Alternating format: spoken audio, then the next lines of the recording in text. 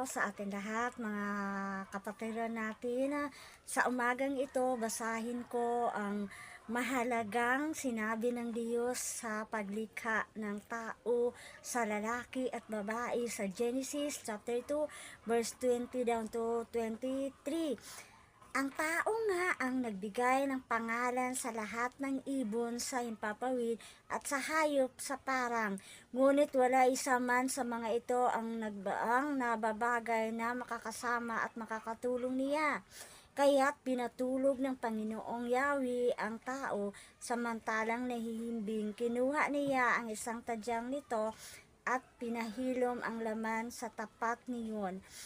Ang tadyang na iyo'y ginawa niyang isang babae at dinala niya ito sa lalaki.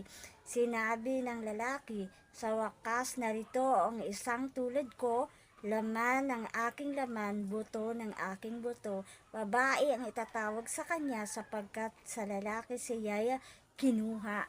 Yun po ang pinakamahalagang salita ng Diyos sa umagang ito na sa simula na pinatulog ng Diyos ang lalaki at kinuha ang tadyang nito at pinahilom.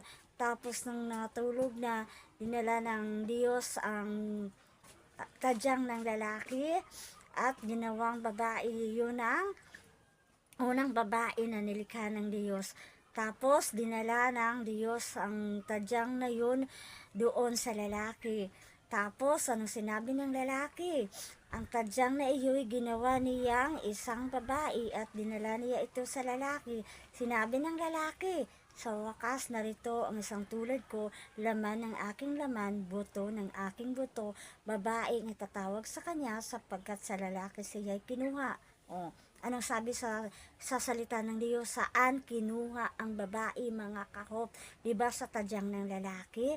Nung dinala ng Diyos ang tadyang na yun, dinala doon sa lalaki na ginawa niyang babae, ginawa ng Diyos na babae.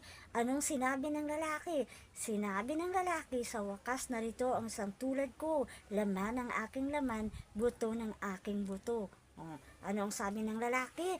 Sa wakas, narito na ang aking laman, laman ng aking laman, buto ng aking buto. Dahil tayo, mga kahop, sa simula, ang babae, kinuha sa tadyang ng lalaki.